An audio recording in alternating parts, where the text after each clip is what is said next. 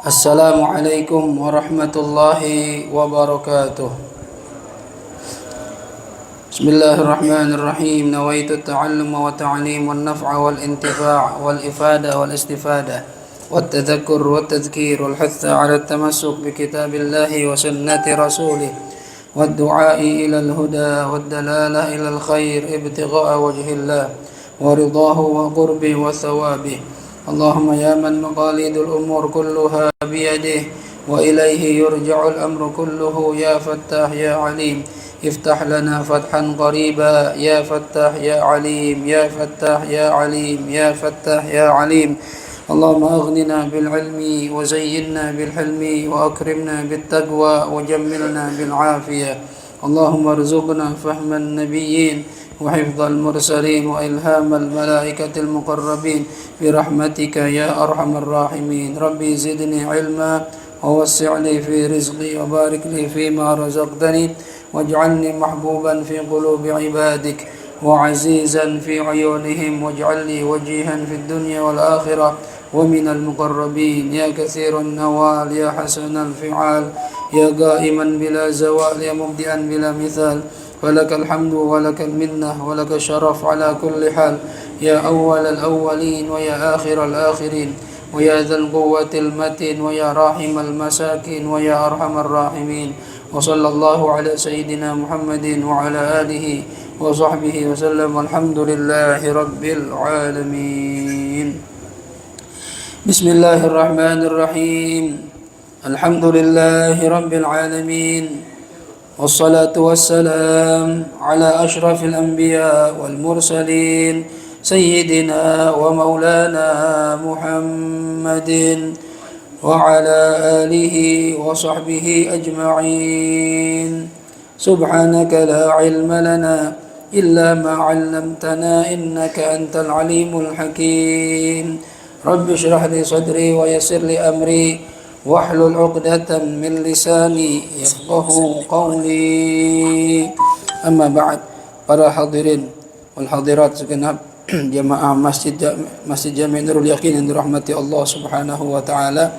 Wabil khusus yang kita muliakan, kita hormati orang tua kita, guru kita Sayyidul Walid Ayahanda Kiai Haji Ghazali Musannif, ata'ana Allah bi tuli hayatih wa nafa'ana Allah bi ulumi fid dini wad dunya wal akhirah. Mudah-mudahan beliau diberikan banyak umur dalam sehat walafiat, taatillah wa taati Rasulillah, dimudahkan segala urusannya, dimurahkan rezekinya, dikabulkan segala hajat-hajatnya dan manfaat ilmunya, amin ya rabbal alamin. Hadirin wal hadirat yang dirahmati Allah Subhanahu wa taala, kajian kita pada pagi ini adalah kajian fikih munakahat. Terakhir kita membahas tentang hukum mandi, ya. Yang kita bahas kemarin adalah perkara-perkara yang menyebabkan orang wajib mandi, ada 6, yaitu idkhalu hasyafah fil farji, memasukkan kemaluan, kepala kemaluan atau kemasukan kepala kemaluan ke dalam kemaluan, wa khurujul mani, keluar air sperma, ya, kemudian wal haidu, haid, wan nifas, ya, darah yang keluar setelah melahirkan, wal wiladah atau melahirkan tanpa darah, kemudian wal maut, kematian. Apabila terjadi satu dari 6 ini, maka orang itu memiliki hadas besar dan wajib mandi. Sekarang pembahasan kita adalah ahkamul ghusl. Dikatakan di sini qala musannif rahimahullah, bismillahirrahmanirrahim, ahkamul ghusli, hukum-hukum mandi. Khamsatun, ada 5. Hukum mandi itu ada 5, ya. Yang pertama wajibun, ada mandi wajib. Seperti apa? Kal ghusli minal janabah, seperti mandi dari hadas junub, ya. Hadas junub itu tadi itu yang kemarin kita bahas. Orang yang memasukkan kepala kemaluannya ke dalam kemaluan, atau orang yang kemasukan, ya, berarti objeknya. Tadi subjeknya yang mengerjakan, ini yang kemasukan, ya, kemasukan kepala kemaluan ke dalam kemaluannya, atau orang yang keluar air sperma. Ini 3 orang ini namanya junub, ya. Yang memasukin junub, yang kemasukan junub, yang keluar air sperma junub. Jadi walaupun gak memasukkan kemaluan, keluar sperma junub juga, gitu ya. Baik, walaupun nggak mimpi, Ustaz, iya, walaupun nggak mimpi juga sama, intinya keluar sperma junub, ya, atau memasukkan atau dimasukkan. Wal haidu wan nifas wal maut, perempuan yang haid, perempuan yang nifas, perempuan yang melahirkan, dan juga orang yang meninggal dunia. Orang yang meninggal dunia berarti punya hadas besar, maka wajib dimandikan. Begitu juga wa idza nadzaral ghuslal masnun, dan ketika ada orang yang menazarkan mandi sunnah. Nah, misalnya kita Jumat nih, ntar siang mau sholat Jumat, kan yang mau hadir disunahkan mandi. Hukumnya sunnah, nggak mandi juga nggak apa-apa. Sholat Jumatan langsung tanpa mandi nggak apa-apa. Tapi kalau dinazarkan, saya nazar itu harus mengucapkan, harus talafud. Saya nazar, ya, ntar siang saya mau sholat, saya mau mandi sebelum sholat Jumat. Nah, itu berarti yang tadinya mandinya sunnah jadi wajib. Dan pahalanya pun beda hadirin. Pahala mengerjakan pekerjaan sunnah dengan wajib lebih besar pahala wajib. Makanya kita kalau masuk masjid biasain nazar. Ya, Habib Salim tuh ngajarin begitu supaya pahala i'tikaf kita gede. Masuk masjid sampai di teras masjid antum berhenti nazar. Nazaratul i'tikaf fi hadzal masjid ma dumtu fihi lillahi taala. Yang tadinya i'tikafnya hukumnya sunnah, maka berubah menjadi wajib. Setelah dinazarkan lalu di hati diniatkan. Ya, dalam hati nawaitul i'tikaf al-mandhur fi hadzal masjid ma dumtu fihi lillahi taala. Saya niat i'tikaf yang saya nazarkan ya di masjid ini selama saya berada di dalamnya karena Allah taala. Nah, itu pahala beda. Ya. Pahalanya yang tadinya pahala sunnah menjadi wajib. Antum kalau masukin uang tromol di masjid tuh jariah, hukumnya apa? Sunnah apa wajib? Sunnah, nggak wajib. Ya. Tapi begitu tromol lewat, antum nazar dulu sebelum nyampe. Saya nazar mau sedekah atau mau jariah 2000 perak, wajib karena Allah. Lalu niatkan, jadi pahala wajib.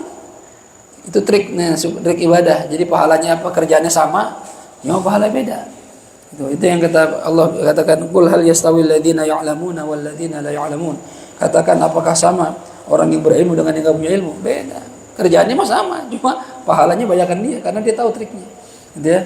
Jadi kalau mandi sunnah, mandi salat Id, ya, mandi salat Jumat dinadarkan, hukumnya menjadi wajib, gitu ya. Yang kedua, mandubun. Ada mandi hukumnya mandub. Mandub itu sama dengan sunnah, ya. Seperti apa? Ka'aghsalil hajj. Seperti jenis-jenis mandi yang orang pengen dalam ibadah haji, pengen ihram gitu.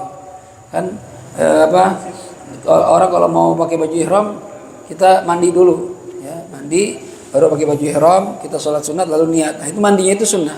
Enggak mandi pun enggak apa-apa. Wal jumu'ah, dan mandi untuk sholat Jumat, bukan untuk hari Jumat ya. Beda sama Id. Ini besok bentar lagi Id nih, Idul Adha. Niat mandinya beda. Kalau Jumat itu nawaitul ghuslal masnun li sholatil jum'ah. Jadi sholat Jumat itu disunahkan mandi buat yang hadir saja. Kalau antum musafir nggak pengen sholat Jumat, nggak sunnah mandi. Ya, perempuan yang emang dia nggak sholat Jumat nggak sunnah mandi. Tapi kalau pengen sholat Jumat, sunnah mandi. Ya, bukan karena hari Jumatnya, karena pengen sholatnya. Tapi kalau Id untuk harinya, makanya niatnya nawaitul ghuslal masnun li yaumil Id. Saya niat mandi sunnah untuk hari Id. Harinya, ya walaupun antum nggak pengen sholat Id, tetap sunnah mandi, gitu ya. Kalau Jumat itu karena sholatnya. Wal istisqa, dan mandi untuk sholat istisqa, sholat minta hujan. Ya, misalnya kita udah kemarau, naudzubillah, nggak ada air, sumur kering, akhirnya pemerintah kita menetapkan kita harus sholat istisqa. Nah, berarti yang tadinya hukum sholat istisqa hukum sholat istisqa itu pertamanya itu dan diwajibkan puasa. Kalau sebagian pemerintah itu kalau negara Islam ya, sebelum sholat nanti misalnya sholat hari Jumat, 3 hari sebelumnya kita puasa, berarti Selasa, Rabu, Kamis. Nah, itu jadi wajib tuh kalau pemerintah mewajibkan. Nah, Jumatnya kita kumpul misalnya di lapangan gitu atau di mana gor gitu, sholat istisqa, sebelum kumpul sunnah mandi. Walaupun saat itu air lagi jarang, kan air lagi jarang ya, air nggak lagi kering, tetap sunnah mandi. Nah, kenapa? Karena biasanya kalau menurut sebagian ulama kaidahnya itu kalau setiap ada perkumpulan di situ terdapat orang banyak, maka kita disunahkan mandi. Kayak misalnya mau pengajian orang banyak nih, mau zikiran ya, mau tahlilan, itu disunahkan mandi. Kenapa? Untuk menjaga tubuh agar tidak bau sehingga tidak menyakiti orang lain. Gitu ya. Kalau barang kita bau, keringetan ya, wapok, kumpul orang banyak, aduh. Ya ente mungkin tahan sama bau badan ente, orang lain enggak ketahan. Puyang siapa yang bau ketek ya. Kadang kan gitu ya. Nah, ini hukumnya sunnah, mandi sebelum sholat istisqa ya. Faidatun dhabitul farqi, batasan ya perbedaan bainal ghuslil wajib wal mustahab, antara mandi wajib dengan mandi sunnah. Gimana cara bedainnya? Batasannya apa? Kama qalahul Halimi, sebagaimana berkata Imam Halimi wal Qadhi dan Imam Qadhi Husain, annama syuri'a bisababin madhi kana wajiban. Annama syuri'a, sesungguhnya sesuatu atau mandi ini syuri'a yang disyariatkan bisababin madhi, dengan sebab yang sudah lewat, kana wajiban, maka hukumnya wajib. Kal ghusli minal janabah, seperti mandi dari hadas junub. Mandi yang sebabnya duluan, jadi sebab dulu baru mandi, nah itu biasanya wajib tuh, patokannya gitu. Kayak junub kan, berarti kalau junub keluar sperma dulu atau berhubungan badan dulu baru mandi. Nah habis berarti mandi itu wajib. Ya, haid dulu, nifas dulu, meninggal dulu baru mandi, berarti wajib. Ya. Wa ma syuri'a li ma'nan fil mustaqbal, dan mandi yang disyariatkan untuk sesuatu yang terjadi di masa depan. Ya. Jadi mandi dulu baru kejadiannya. Karena mustahabban, maka mandi itu mandi sunnah. Seperti ka'agsalil haj, seperti mandi untuk ibadah haji. Kan mandi dulu baru ibadah. Gitu. Seperti sholat Jumat. Sholat Jumatnya udah belum?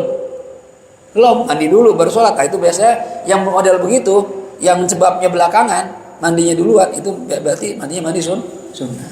Gitu ya. Wastathnal Halimi minal awal. Nah, Imam Halimi mengecualikan dari kaidah yang pertama tadi, al-ghusla min ghuslil mayyit, mandi dari mandinya mayyit. Ya, al-ghusla min ghuslil mayyit, mandi dari memandikan mayyit. Maksudnya gimana? Nih. Gini, orang kalau habis mandi mayyit, sunnahnya kan mandi. Sang pemandi jenazah itu, yang mandi jenazah setelah mandiin mayyit, dia sunnahnya mandi. Nah, berarti kalau ikut kaidah yang pertama, lebih dulu mana? Mandiin jenazah apa mandi dulu? Kan dia mandi jenazah dulu baru mandi. Oh, berarti kaidahnya wajib dong. Nah, ini pengecualian. Harusnya kaidahnya begitu. Yang sebabnya duluan baru mandi kan hukumnya wajib. Nah, ini pengecualian. Mandiin jenazah udah terjadi, lalu sunnahnya bagi yang mandi jenazah dia mandi. Ya kan berarti baru mandi belakangan, sebabnya duluan. Tapi hukumnya sunnah. Jadi bagi orang yang mandiin jenazah, biasakan setelah memandikan jenazah disunnahkan mandi. Karena katanya orang yang mandiin jenazah, kata para ulama, biasanya efeknya itu badannya lemes, tenaganya agak berkurang. Nggak tahu ya, biasa gitu. Untuk mengembalikan tenaganya disunahkan mandi biar segar lagi. Gitu ya. Ada yang pernah mandiin jenazah sini? Ya, saya pernah ya, latihan. Khususnya kalau orang tua kita meninggal, kalau bisa kita yang mandiin. Ya walaupun ditemani sama orang yang biasa ngurus gitu, tapi kalau bisa kita mandiin. Belajar biar tahu caranya.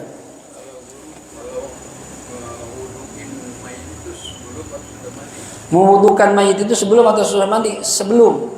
Ya. Jadi sebelum dimandiin, pertama tuh urut-urutannya dibersihin dulu mayitnya itu. Dari mulai matanya, belek-beleknya, jadi ada kapas sendiri, ada bahan sendiri. Hidungnya, ya, bagian gigi-giginya dibersihin, telinganya semua tuh. Kuku-kukunya bersihin semua. Ya. Jadi ada alat itu, ya kayak korek kuping gitu ya. Kemudian kuku-kukunya bersihin, terus sela-selanya, ya, bagian-bagian lipatan. Setelah bersih semuanya, nah baru diwuduin. Ya, setelah diwudukan baru dimandikan, gitu ya. Sunnahnya begitu, urut-urutannya. Baik, ada lagi? Ya.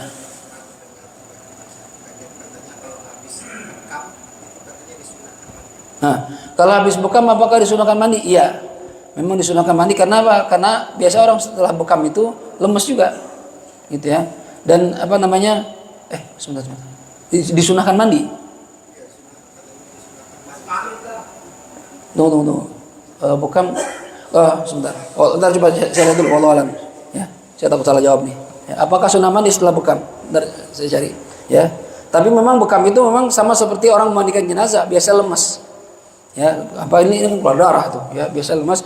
Dan makanya bekam itu di mazhab kita makruh dikerjakan kalau sedang puasa. Ya, makruh. Jadi kalau lagi puasa jangan bekam. Ya, walaupun tetap sah puasanya. Ya, tapi di mazhab lain mengatakan bahkan nggak boleh. Ya, bisa membatalkan puasa. Gitu. Jadi kalau lagi puasa, baik puasa wajib ataupun puasa sunnah, ya, jangan dibekam kecuali setelah buka puasa, silakan. Cuma masalah mandinya Allah alam. Coba saya cari dulu, ya. Taib. Kemudian yang ketiga, mubahun. Ada hukum mandi mubah. Arti mubah ya boleh. Artinya kalau ente kerjain nggak dapat pahala, ente tinggalin juga nggak dosa. Ya, seperti apa? Idza kana biduni niyatin salihah. Apabila mandi tanpa niat yang baik. Seperti mandi apa? Kata Barudin, seperti mandi supaya seger. Ya, mandi biar seger doang. Ya, itu hukumnya mubah. Dikerjain boleh, enggak dikerjain enggak dosa, ya. Hukum mubah. Tapi ingat, perkara mubah kalau diniatkan buat ibadah jadi bernilai pahala. Ya, makan, minum itu kan mubah semua. Mandi mubah. Kalau antum niatin buat ibadah, saya niat makan, ya Allah. Yang pertama niat saya makan ini mensyukuri nikmatmu. Berarti bersyukur akan nikmat. Yang kedua, saya niat makan untuk mengembalikan tenaga supaya ibadah juga enak. Nah, jadi pahala. Saya niat makan nyenengin istri saya karena udah masak capek-capek. Nah, jadi pahala. Semua hal mubah diniatin ibadah jadi pahala. Ya. Jadi niatin yang baik. Ya, perbanyak niat yang baik karena niat itu membuat pahala ibadah yang kecil menjadi besar nilai pahalanya. Kayak tadi tuh, yang tadi sunnah dinadarkan. Jadi pahala gede. Ya. Yang paling gampang, saya sering ngulangin ini biar supaya ingat. Yang paling gampang kalau kita nggak ngerti niatnya, nih mau minum, kita dikasih minum, dikasih kue, ya. Niatnya apa itu Ustaz? Ya. Kalau kita nggak tahu cara niatnya, niat makan, niat mandi, niat kerja, apa niatnya? Ya. Niatlah kata Habib Salim dengan cara seperti ini. Nawai bisa mau minum, ya. Nawaitu syurba bima nawa bihi nabiyuna Muhammad sallallahu alaihi wasallam wa salafuna salihun, ya, adkhaltu niyyati fi niyyatihim wa da'wati fi da'watihim. Saya niat minum atau saya niat makan atau saya niat mandi sebagaimana niatnya Rasulullah sallallahu alaihi wasallam dan para salafuna salihun ketika sedang mandi, ketika pengen makan, ketika pengen minum. Saya masukkan niat saya ke dalam niat mereka dan doa saya ke dalam doa mereka. Maka kata Habib Salim, dengan cara begitu apapun yang diniatkan oleh Nabi dan para salafun salihun kita dapat pahalanya. Itu cara simpel hadirin. Trik ibadah lagi nih. Ya, sama-sama makan, sama-sama minum, tapi kita ada pahalanya. Yang lain cuma makan minum doang gak ada pahalanya. Niatin begitu, dan niat ini luar biasa. Cara niat seperti ini salah satu cara niat yang membuat pahala kita yang saat ini cuma satu doang. Bahkan awalnya nggak ada pahalanya, jadi bernilai besar pahalanya. Habib Salim juga ngajarin, ya, kalau kita sholat jenazah, antum sholat niatnya gimana niatnya? Sholat jenazah, misalnya ada orang meninggal nih, niatnya gimana kita diajarin? Usolli ala hadzal mayyit, ya kan? Arba takbiratin, mustaqbilal qiblati, fardu kifayatin, ma'muman lillahi ta'ala atau imam lillahi ta'ala. Itu niat biasa. Tapi Habib Salim ngajarin trik, mungkin nggak semua guru ngajarin itu. Apa niatnya? Nawaitu ala hadzal usolli ala hadzal mayyit wa ala man sahhat alaihi shalah min amwatil muslimin fardu kifayatin arba takbiratin mustaqbilal qiblati adan lillahi ta'ala. Saya niat salat atas mayit ini, satu orang nih. Dan atas orang yang sah disolatkan pada hari ini dari seluruh mayat orang Islam. Kalau hari itu ada yang meninggal 1000 orang seluruh dunia muslim, ya, disolatin sama orang seluruh dunia 1000 orang jenazah, kita sholatin cuma satu sekali dapat pahala 1000, nyolatin 1000 jenazah. Itu trik niat, itu trik ibadah, dan nggak semua orang tahu dan nggak semua orang praktekin itu. Makanya kalau tahu ilmunya kelihatannya biasa aja tapi nilainya besar. Itu pentingnya niat hadirin. Ya, innamal amalu bin niat. Ya, niat itu bisa menjadikan satu ibadah kecil jadi bernilai besar. Maka Imam Ghazali dalam kitab Baitul Hidayah kalau pengen ngaji satu ilmu, kata Imam Ghazali, yang paling dibahas pertama apa? Niat itu yang benar. Ya. Kalau niat udah baik, insya Allah jalannya baik ntar. Ya, kalau niatnya jelek semua ntar. Ya, jadi penting niat itu. Baik. Jadi mau mandi biasa, kalau diniatkan baik, jadi pahala. Jadi kalau mau mandi gitu, saya niat mandi sebagaimana niatnya Rasulullah SAW dan para salafun salih ketika mandi. Saya masukkan niat saya ke dalam niat mereka dan doa saya ke dalam doa mereka. Udah niat gitu aja deh. Ya. Baik. Kalau pengen lebih spesifik lagi, ya, pengen tahu niat yang bagus tuh gimana? Secara spesifik ya, secara detail, baca Kitabun Niyat karangan Al-Habib Muhammad Al-Idrus.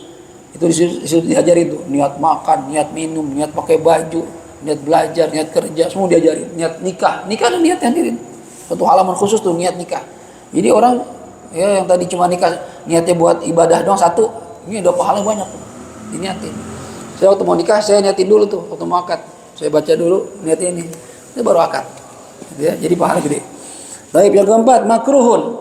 Ada mandri hukumnya makruh. Makruh itu kalau kita kerjakan gak dosa, tapi kalau kita tinggalkan dapat pahala. Ya. Jadi hukum fikih itu kan 5 madarnya. Ya. Ada ketentuan fikih itu hukumnya 5, bahkan ada yang 7. Ya, wajib, mandub, mubah, makruh, haram.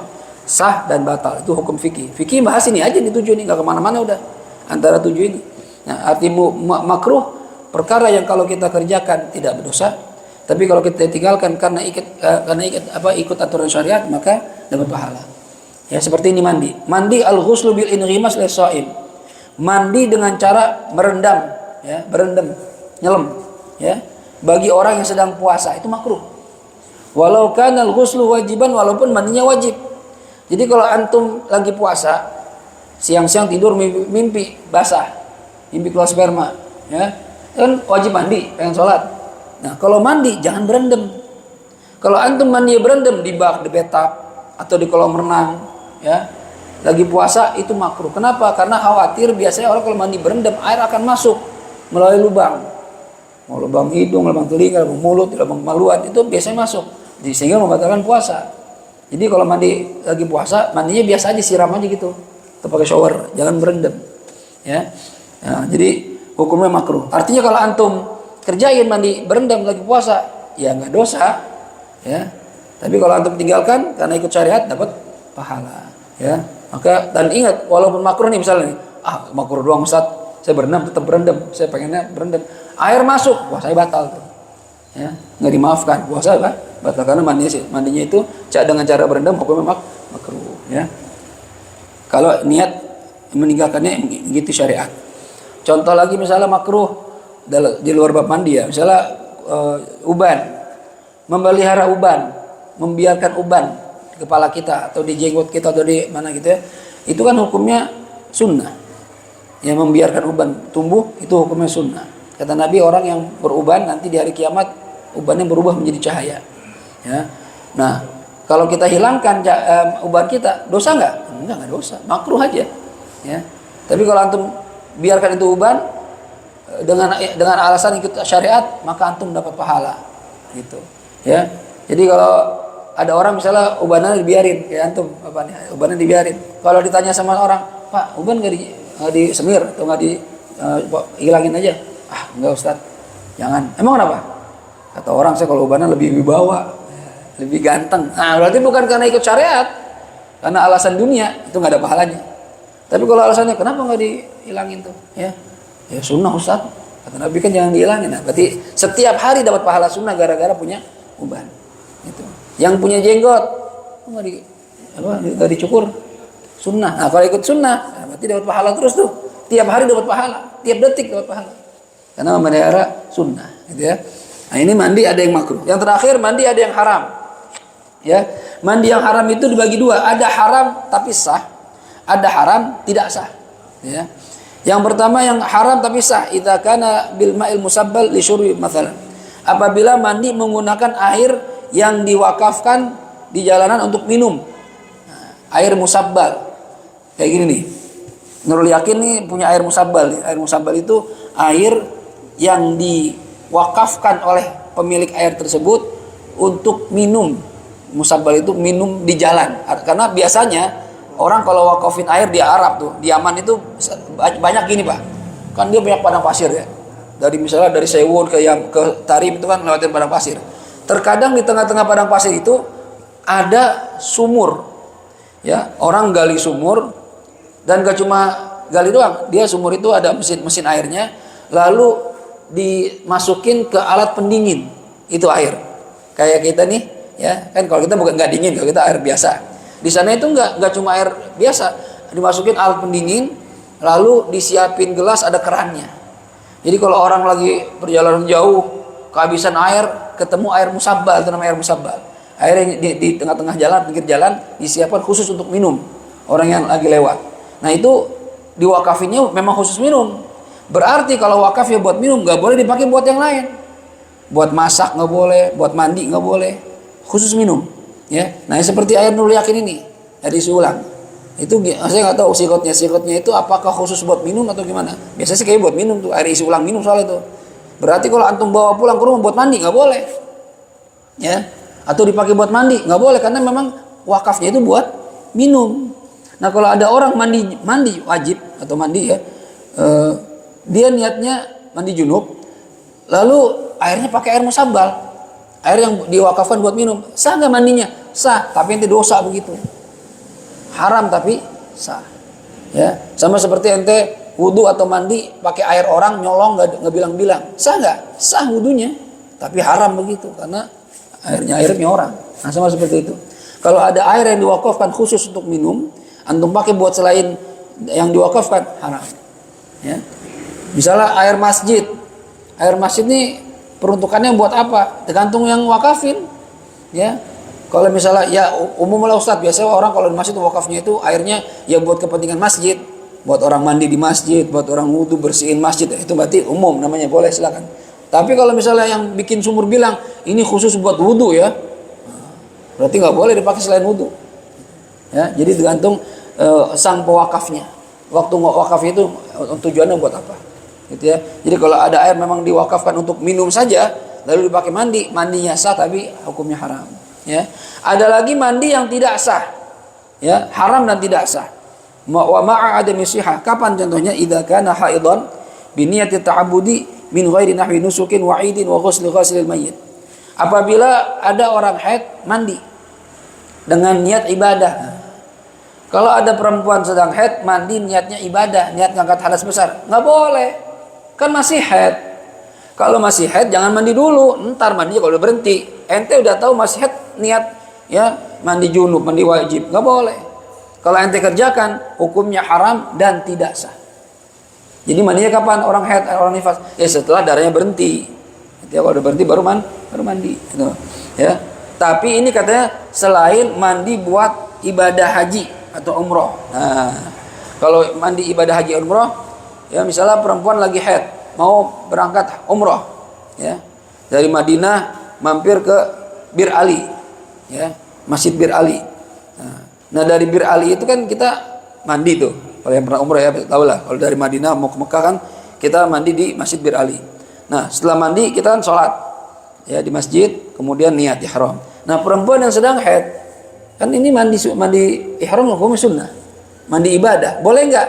Kalau mandi dalam ritual haji atau umroh itu nggak apa-apa. Ya, walaupun lagi haid nggak masalah. Jadi bukan mandi junub ya, mandi untuk apa? Melaksanakan ibadah haji atau umrah. Itu sunnah. Wa'idin, mandi hari raya. Nah, perempuan besok nih, ibu-ibu, Idul Adha atau Idul Fitri, dia lagi haid, lagi hari Lebaran, ya, tetap sunnah mandi nggak? Tetap sunnah mandi. Walaupun dia lagi haid, tetap sunnah. Ya, karena ini mandi hari raya. Ya. Kemudian mandi sang pemandi mayit. Mandinya sang pemandi mayit. Ya, misalnya perempuan meninggal dunia dimandikan oleh perempuan sedang haid perempuannya. Yang mandi ini nih haid. Nah, setelah mandi ini kan dia sunnah mandi. Nah, sih gimana Ustaz lagi haid ini saya mandi enggak? Tetap sunnah kan? Mandi. Jelas ya? Ini hukumnya gimana? Hukumnya haram, ini tidak haram dan sah. Tapi selain tadi itu, selain mandi ibadah haji atau umrah, mandi id, mandi sang pemandi mayit, itu hukumnya haram dan tidak sah. Misalnya ada perempuan haid, kemudian dia mandi di hari Jumat, nah itu kan nggak boleh sholat, ya, mandi untuk sholat Jumat, ini hukumnya gimana? Haram dan tidak sah. Jelas ya? Baik. Ada pertanyaan? Salah mandi? Kalau nggak ada kita lanjut mengenai pembahasan tentang air sperma yang mewajibkan mandi seperti apa sifat-sifatnya. Ada? Nggak ada? Ya, hafal silakan.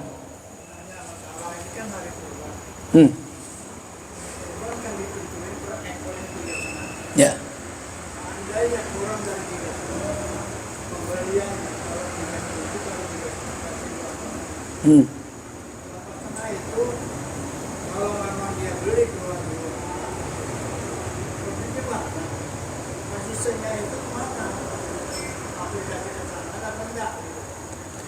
Oh, bagi panitia. Oh, ya. Biasa gini, kalau panitia masjid atau musola atau apa ya, panitia kurban lah gitu. Biasa kan menentukan harga, ya. Harganya sekian kalau mau di sini, ya, dengan bobot kurang lebih gitu ya. Kita juga masjid juga susah juga.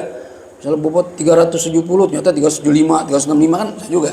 Kurang lebih ya kisaran antara sekian-sekian dengan dana sekian, itu biasanya panitia udah menghitung berapa yang dibutuhkan, hewan korbannya harga berapa, biaya potongnya berapa, untuk operasional kan di situ ada panitia yang buat makan minum dia, ya ngopi, ibaratnya gitu, uang capek, uang lelah itu kan pasti ada. Mungkin beli seragam lah buat namanya panitia, itu semua dihitung.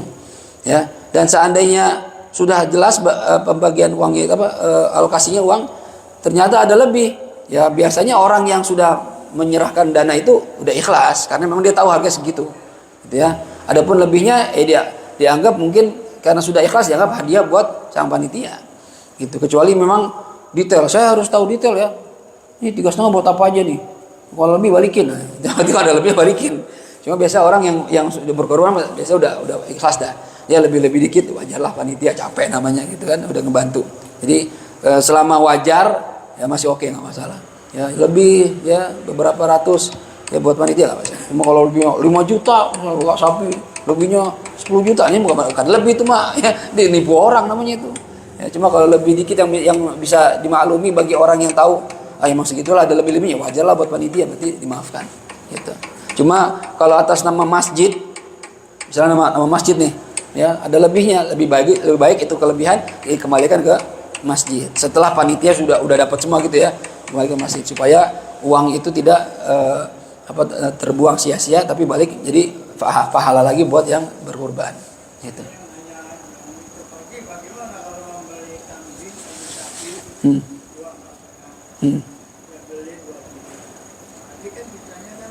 Banyak tuh ya. Nah kalau uang 4,5 dibeli kambing harga 2,3 itu kan berarti harusnya bisa dapat 2 tuh, ya kan ya, 2,3 ya kan bisa dapat 2, 4,6 harusnya gitu kan. Ini kalau dilihat dari segi hukum dari segi hitung-hitungannya jauh banget, ya itu lebih dari setengah harga kambing itu kan berarti kan. Ya harusnya kalau misalnya uang 4,5 dia beli harga 4 juta, lebih buat motong 100 harus pego ada lebih buat ini itu masih oke lah. Ini 2,3 juta atau 2,2 juta kemana itu? Harusnya enggak sesuai ekspektasi karena orang kalau berkurban dengan harga 4,5 dia mikir kambingnya gede dong. Itu doang ya kan. Tapi kalau 2,2 ya lah kecil amat kambing saya kan. Saya ngasih 4,5 kok segini kambingnya. Nah itu berarti ada unsur penipuan, harusnya yang disesuaikan lah. Kalau dia korbannya duitnya gede, cari kambing yang gede. Gitu. Kecuali ya pokoknya Pak Haji saya pengennya kambing yang bobotnya misalnya berapa? 20 kilo misalnya atau 30 kilo. Ini saya kasih duit 5 juta misalnya gitu ya. Ya, bobot berapa maunya? Ya 30 kilo. Harga kambing 30 kilo misalnya 4.500.000 sampai 5 juta. Ternyata nih orang punya kenalan atau dia sendiri punya kambing dengan harga misalnya 3 juta dengan bobot segitu, itu nggak apa-apa. Sesuai dengan keinginan yang berkurban. Ini enggak dipotong dananya ya, kambingnya kecil lagi. Ya, enggak sesuai dengan harga gitu. Kambing berapa nih kambing saya Pak Haji? Iya, ini segini kambing saya 4.500.000. Iyalah, kecil amat gitu. Orang kan mikir juga, berarti ada penipuan di situ. Tapi kalau dapatnya gede, ya kan, ada lebih-lebihnya. Yang penting mas saya gede, mau berapa ya itu kan sesuai keinginan dia, apa-apa itu. Jadi tergantung kondisi harga kambing dan keinginan si orang ingin berkorban itu disesuaikan. Biasa sih ada tipe-tipenya. Kalau misalnya korban 3,5 tipe kambingnya tipe A atau tipe C misalnya, beratnya sekian, ada kisarannya gitu. Nah itu disesuaikan. Jangan sampai kita ya ada orang berkorban ngasih duit gede, kita diserahkan sama dia, kita nggak amanah. Cari yang sesuai harganya, gitu ya. Orang juga puas, ini kan amanah orang tuh. Jangan malah menipu, jadi wadah buat penipuan, jangan malah, gitu ya. Jelas aja ya. Tadi hafal apa?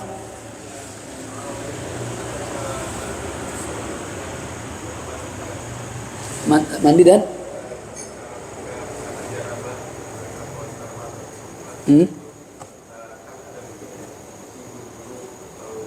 Oh iya. Ada. Entar di sini belakang ada urut-urutan mandi, sunah-sunahnya mandi. Apa dulu yang kita kerjakan sebelum mandi?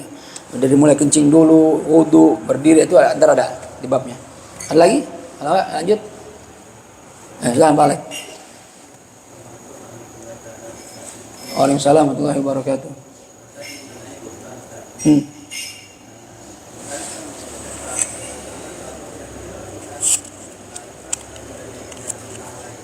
Ya.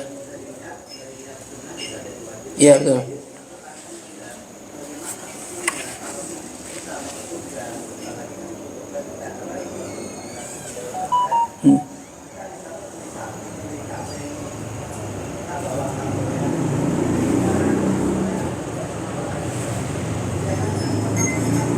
Hmm. Hmm.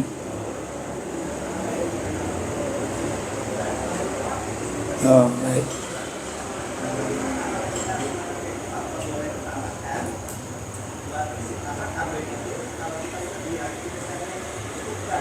Hmm.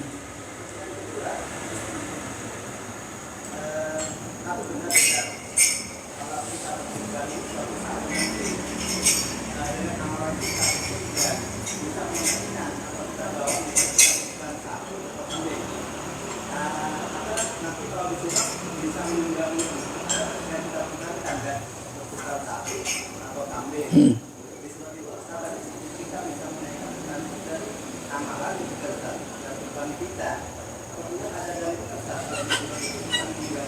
Oh, gitu.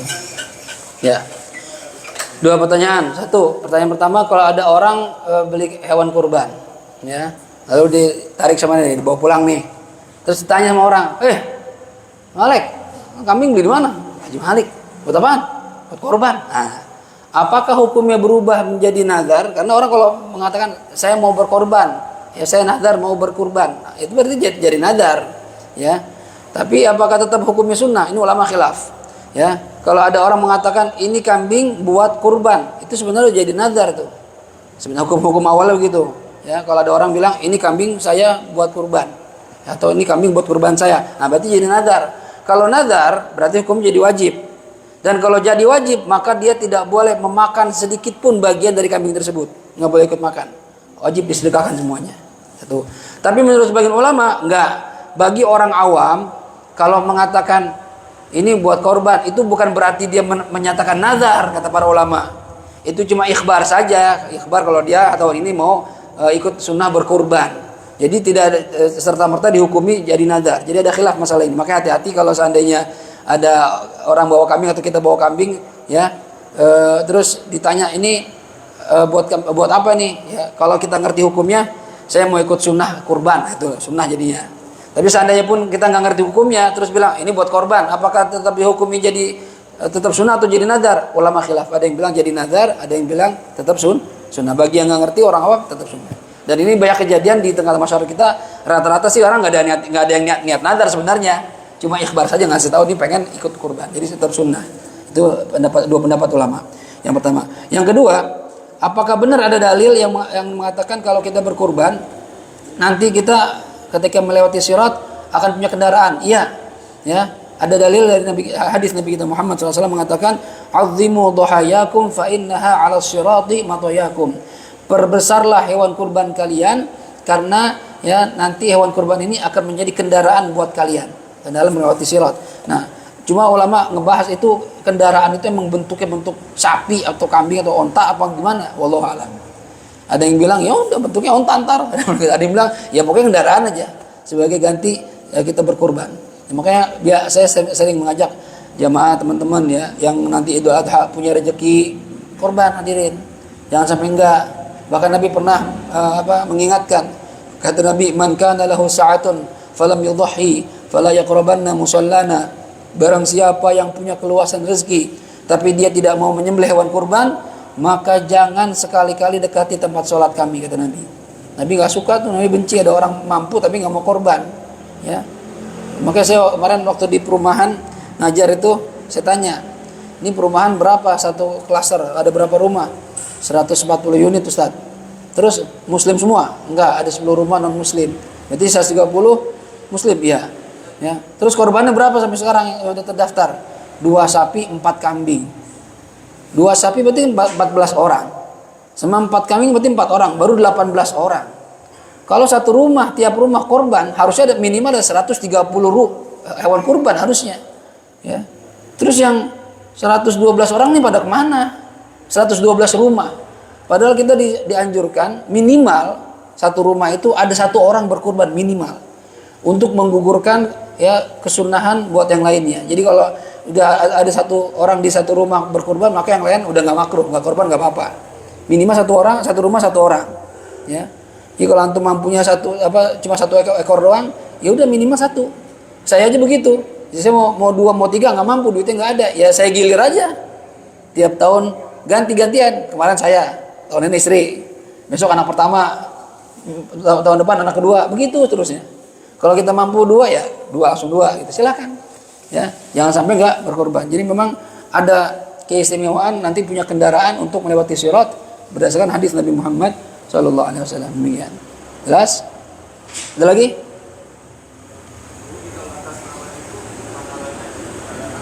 Nah, berkurban menggunakan atas nama orang yang sudah meninggal dunia. Ya, kalau masih hidup nggak apa-apa. Itu namanya wasiat namanya. Ya, wakalah. Ya, misalnya, tolong kami potongin Mas Tono, itu namanya wakalah. Dia jadi wakil saya. Cuma kalau yang masih hidup, yang masih sudah meninggal ini ulama khilaf. Karena ada orang berkorban, Ustaz, ini buat orang tua saya yang sudah meninggal dunia. Ini ulama khilaf. Masalah hukum sah atau tidaknya. Sebagian ulama mengatakan hukumnya tidak sah. Ya, kalau tidak ada wasiat dari mayit untuk berkurban, maka kalau dikurbankan atas nama mayit hukumnya tidak sah. Ya, karena nggak ada wasiat sama sekali. Ya, jatuhnya gimana korbannya? Jatuhnya sedekah. Ya, bukan korban.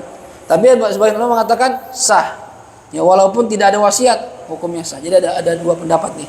Ya, ada yang bilang sah, ada yang bilang tidak sah.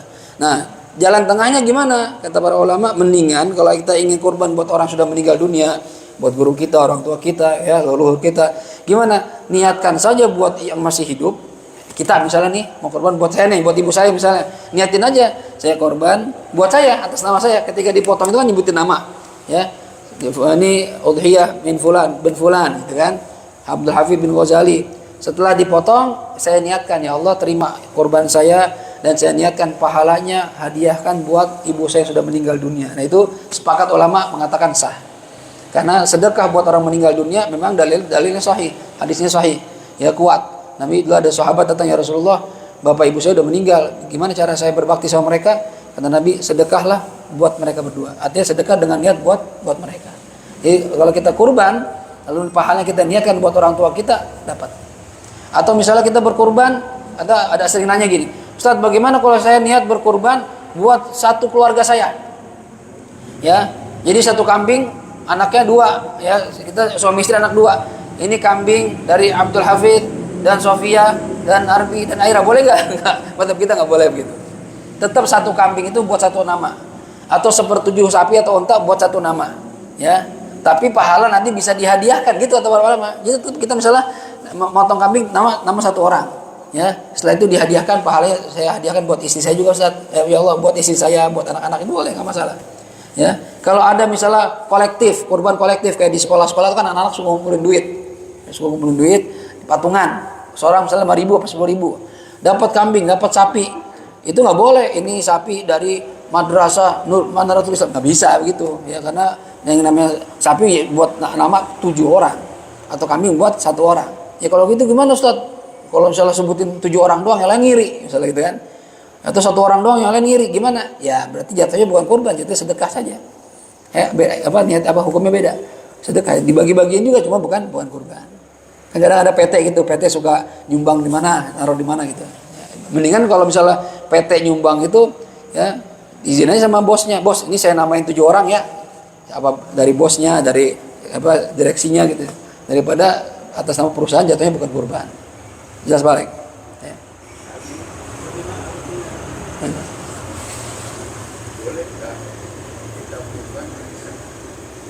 Kurban arisan.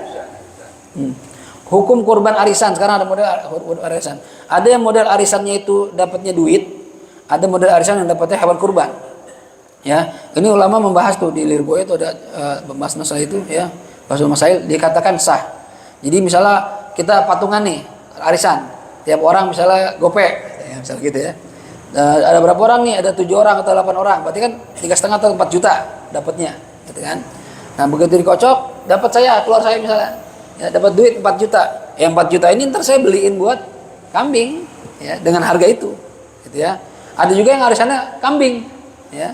Begitu dapat kambing. Kalau kambing mah gampang, tinggal potong doang, kambingnya udah ada. Cuma kalau uang, kadang bisa lebih, bisa kurang. Ya, misalnya 3,5. Kambing dapat enggak 3,5? Wah, soalnya maksud 4 juta. Berarti ente yang dapat arisan siap nambahin sendiri biar dapat kambing. Gitu ya. Jadi 4 juta kurang di GoPay nih, saya nambahin GoPay beli kambing. Itu bedanya gitu. Tapi hukumnya tetap sah. Baik bentuknya itu berupa uang ataupun berupa barang seperti kambing. Karena hukum arisan itu namanya dalam istilah fikih itu seperti qardul hukmi, seperti utang. Walaupun bukan utang, tapi hukumnya seperti utang. Dari segi hukum seperti utang. Orang kalau arisan kan ya giliran doang, ganti-gantian dapatnya. Yang dapat pertama kayaknya senang, tapi sebenarnya nggak senang tuh utang, bayar lagi sampai habis gitu kan. Nah itu sama seperti kita lagi dipinjemin duit, begitu orang yang keluar namanya ya ganti-ganti, dia sekarang minjemin duit gitu. Itu namanya al-qardul hukmi, itu boleh dalam syariat. Jelas ya? Uang minjem buat korban boleh nggak? Ya, boleh aja. Nggak masalah seperti haji atau umroh ngutang. Boleh, ya. Tapi kan sebenarnya gini, ya. Kita kurban itu kan sunnahnya bagi yang memiliki keluasan. Artinya memiliki harta lebih, ya. Islam nggak memaksakan orang. Kalau emang ente nggak mampu, ya nggak usah. Tapi kalau dia gak usah, saya pengen banget Ustaz tahun ini, ya saya malu nggak pernah korban, ya, rasanya gimana gitu, ya saya ngutang dulu. Ya kalau antum mau berhutang buat kurban nggak apa-apa, boleh-boleh aja, ya. Ya jadi tetap kurbannya sah dan dia nanti wajib bayar utang gitu doang masalahnya, ya. Sama seperti orang umroh sekarang, umroh itu ada dana talangan atau haji. Kita umroh dulu, paling DP cuma 5 juta, umroh 30 juta misalnya, DP 5 juta, berangkat nih, pulang umroh nyicil setahun atau setengah tahun gitu ya. Boleh nggak? Sah nggak? Sah. Ya. Tapi kalau ditanya apakah dia wajib begitu? Nggak wajib. Ya sama seperti tadi. Apakah sunnah begitu? Nggak sunnah ngutang-ngutang. Tapi kalau dia mau ya boleh, nggak apa-apa. Gitu ya. Ada orang juga suka bertanya masalah tahlil. Ustaz gimana nih? Ya, kalau orang tua meninggal, terus dia kan biasanya kita tahlilan sampai ngutang-ngutang. Ya gara-gara tahlilan. Kalau nggak begitu tahlilan dicemooh sama warga. Dasar lu anak durhaka, bapak meninggal nggak tahlilan. Apakah begitu? Nggak, harusnya nggak begitu. Kalau antum mau bikin tahlilan kalau mampu. Kalau nggak mampu ya jangan paksain. Ya. Iya sampai begitu ngutang-ngutang kadang. Bahkan di sebagian wilayah tempat teman saya di daerah Bogor, tapi tempat saya nggak tahu di mana, dia orang Bogor. Dia cerita itu nggak cuma tahlilan, itu orang yang nyolatin. Kan kalau di kita nih yang di amplopin kiai-kiai doang. Di sana semua yang hadir tuh di amplopin, dikasih duit. Jadi habis sholat katanya keluarga mayit diri pegang duit, terus semua orang dikasih duit. Ada yang 5.000, ada yang 10.000, tergantung ya, hartanya gitu ya. Terus saya bilang kalau nggak mampu ngutang Ustaz, ya Allah kesian amat. Kalau nggak begitu gimana? Ya diomongin sama orang. Nah ini tradisi begini nih, ya, ngutang buat sesuatu yang tidak disyariatkan sebenarnya, ya jangan. Ya kesian, apalagi dia udah kena musibah, bapaknya meninggal, tambah punya utang lagi, kan kesian. Harusnya kita sholatin aja, tahlilan aja. Dikasih atau enggak itu mah nggak jadi tujuan, gitu ya. Jadi kalau antum memang mampu silahkan. Cuma kadang ada orang begini, nggak Ustaz, saya buat orang tua nggak apa-apa ngutang-ngutang. Ya, itu mah pribadi ente silahkan. Cuma dalam syariat nggak dianjurkan begitu, kan memberatkan, kesian, gitu ya. Ya, tapi kita hormati juga kalau dia mau ngutang demi orang tuanya, ya silahkan aja. Mungkin sebagai bentuk bakti saya sama orang tua, saya bakal itu silahkanlah, nggak apa-apa. Cuma apakah harus seperti itu? Nggak harus seperti itu. Ya, makanya di sebagian daerah itu kalau ada yang meninggal, dia bikin tahlil di masjid aja udah. Dan itu cuma air putih doang, udah nggak ada yang lebih. Paling kue-kue jajanan udah gitu doang. Nggak memberatkan. Mau orang kaya, orang miskin sama gitu. Ada di kampung begitu sebagian wilayah, gitu. Teman saya begitu cerita. Ya, jadi minimal cuma air putih aja udah. Jadi mau tahlil 7 hari begitu aja dah. Ya, itu bagi orang yang nggak mampu kan memudahkan. Tapi nggak ada salahnya kalau yang ada rezeki dia ngeluarin harta, beli sembako, beli hadiah buat yang hadir, niat sedekah buat orang tua ya boleh juga, nggak masalah kalau mampu, gitu ya. Cuma kadang gini, tradisi itu jadi dianggap seperti wajib. Kalau nggak begitu malu aib. Masa 3 harian nggak ada berkat, masa 7 hari nggak ada berkat gitu. Ini jadi masalah tuh, ya seperti itu. Jelas nih? Cukup lagi?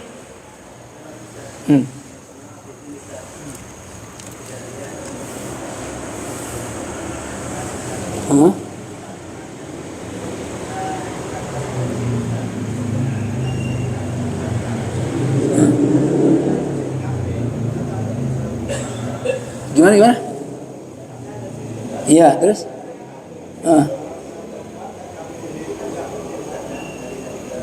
Oh di kampung nih ya?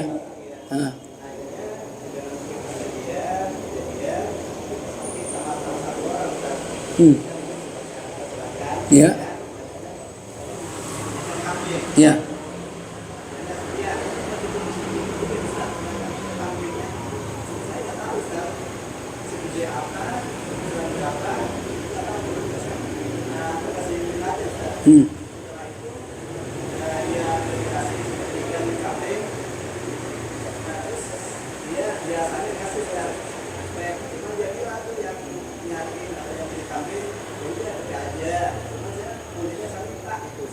Apa yang minta kulit? Nah. Yang minta kulitnya yang beliin apa? Yang beliin. Ya.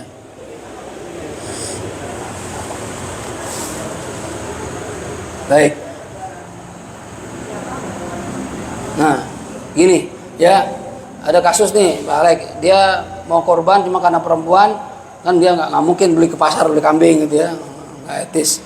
Dia nyuruh orang untuk membelikan dengan ngasih deskripsi ya, spesifikasi kambingnya yang segini ya, bobotnya misalnya kita harga sekian, lalu dipasrahkan misalnya ke satu saudaranya atau orang kepercayaannya. Ya berarti orang yang belanja ini ya namanya wakil dari orang yang ingin berkurban. Nah yang namanya wakil itu ya harus amanah. Ya dia beli ngasih duit berapa? Harga 3,5 atau harga 3 juta. Ya, cari kambing harga segitu 3,5. Nah nanti kalau misalnya duitnya ternyata di pasar nggak ada yang harga 3,5, ada 3,3, berarti kan ada lebihnya. Ya berarti 200 balikin. Dan nanti disuruh beli harga 3,5, kelebihannya itu balikin. Ya baik. Kemudian tadi pertanyaannya. Ya, tapi dia nggak lihat Ustaz, sebaiknya lihat. Walaupun tidak diharuskan melihat, nggak harus. Yang penting kan kita sudah amanah, udah percaya sama dia. Berarti kita sudah yakin dia akan amanah gitu kan. Tapi sebaiknya lihat juga. Udah beli belum? Udah, mana kambingnya? Itu harus gitu lihat itu. Afdalnya begitu biar kita tahu kambing yang mau kita korbanin yang mana. Bahkan kan memang disunahkan ketika waktu penyembelihan yang berkorban itu sunahnya hadir. Biar lihat. Dulu Siti Aisyah ketika berkorban Nabi bilang, "Sini lihat." Korban itu suruh lihat sama Nabi itu satu. Tapi bukan syarat. Artinya kalaupun dia nggak lihat tetap sah. Yang kedua tadi dia Ustadz minta yang beliin ini minta ntar kulitnya buat saya ya, itu terserah nggak apa-apa karena gini. Yang dia larang itu memberikan kulit sebagai bayaran kepada penyembelih, bukan yang beli, bukan. Ya kalau penyembelih misalnya berapa nyembelih sapi ini? Gope, tapi kulit buat saya, itu nggak boleh begitu. Karena bagian dari pembayaran penyembelihan. Tapi kalau seandainya berapa nyembelih? Gope, oke. Terus dia bilang gini, terus sapi buat siapa? Kulit buat siapa? Ya tergampang dah, ya. Buat siapa kek? Ternyata ntar dikasihnya ke yang motong juga, karena nggak ada yang bisa ngurus. Itu nggak apa-apa. Tapi di luar akad untuk biaya motong. Nah, adapun yang tadi disuruh beliin kambing, dia minta kulit, nggak apa-apa juga. Silakan. Itu kan yang namanya hewan kurban itu nanti tergantung yang berkurban mau ngasih siapa dagingnya, termasuk kulitnya. Oh kulitnya saya mau ngasih hadiah buat yang tadi nolongin beli kambing, boleh nggak apa-apa. Ya, karena kalau kita pakai sendiri juga buat apa juga nggak ngerti juga buat diapain. Itu boleh. Yang nggak boleh itu kalau kulit itu dijadikan bagian dari pembayaran atau jasa pemotongan hewan kurban. Itu Nabi ngelarang, nggak boleh. Jelas ya? Ini nggak masalah. Kalau kasus balik boleh silakan. Ya. Tapi sebaiknya saya sarankan kalau sudah dibeli dilihat. Walaupun kita percaya nih, ya bisa gitu. Iya, mungkin kalau memungkinkan. Jadi kalau nggak mungkin nggak apa-apa. Kan kadang ada orang kurban lewat yayasan. Yayasannya bukan di sini, di Sulawesi misalnya. Orang-orang yang jarang dapat korban, boleh nggak ya nggak apa-apa. Ya, tapi kita nggak ngeliat saat, ya nggak. Emang iya kurang afdalnya kan ngeliat. Cuma kalau ditanya boleh apa nggak, sah saja, boleh aja. Jelas? Cukup ya. Nanti kita lanjut lagi kajian berikutnya. Oh ya sekali lagi untuk jamaah ahbab dan Nurul Yakin kalau mau ikut touring tempatnya Villa Bang Haji ya. Ya, besok pagi. Jadi Ahbabus Sholihin itu ya bikin acara touring ya, touring dakwah lah gitu. Rihlah dakwah ya di tempat villanya Bang Haji Maksum. Berangkat besok pagi jam 7. Naik motor gitu. Jadi emang kita mau touring motor ini ya. Belum pernah. Ahbab itu belum pernah. Mau touring motor berangkat jam 7 menuju pertama ke Empang Bogor, kita ziarah dulu. Habis dari Empang Bogor kita baru ke villanya Bang Haji Maksum. Di situ ntar kita ya bikin acara ya, sholat berjamaah ya, macam-macam dah. Ibaratnya healing lah, nyantai. Sampai maghrib, nanti maghrib kita bikin acara tahlil, maulid, terus kajian kitab. Habis itu ya santai. Jadi emang tujuannya buat nyantai gitu. Ya, yang mau ikut silahkan. Ya, biayanya kalau nggak salah 125, hubungi Supriyadi. Gitu ya. Yang mau ikut bawa motor ya. Bawa motor masing-masing, jangan nebeng. Ada yang mau tanya kalau enggak ya susah juga ya. Mudah-mudahan semua niat kita dimudahkan oleh Allah Subhanahu wa taala. Ala hadhihi niyyah wa likulli niyatin shalihah wa ila hadratin Nabi Muhammad sallallahu alaihi wa alihi wasallam. Al-Fatihah. A'udzu billahi minasyaitonir rajim. Bismillahirrahmanirrahim. Alhamdulillahirabbil alamin arrahmanir rahim maliki yaumiddin. إياك نعبد وإياك نستعين اهدنا الصراط المستقيم صراط الذين أنعمت عليهم غير المغضوب عليهم ولا الضالين آمين يا حي يا قيوم برحمتك نستغيث ومن عذابك نستجير واصلح لنا شأننا كله ولا تكلنا إلى أنفسنا طرفة عين يا الله بها يا الله بها يا الله بحسن الخاتمة بفضل دعواهم فيها سبحانك اللهم وتحيتهم فيها سلام وآخر دعواهم أن الحمد لله رب العالمين سبحانك اللهم وبحمدك أشهد أن لا إله إلا أنت أستغفرك وأتوب إليك والعفو منكم والسلام عليكم ورحمة الله وبركاته صلى الله على محمد صلى الله عليه وسلم صلى الله Besok jadwal di Derupala. minggu ya insyaallah minggu alaihi wasallam sallallahu dar saya mau ngomong dar di sini sallallahu alaihi wasallam sallallahu haji besok mau motor mobil lagi tanya ya haji Nanti malam yang lupa. apa Ketemuan kan malam-malam kok.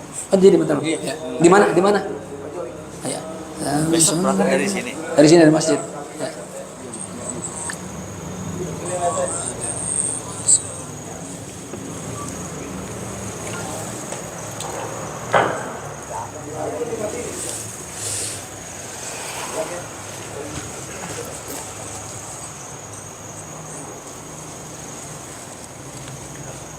Balik mana balik? Balik. Bener.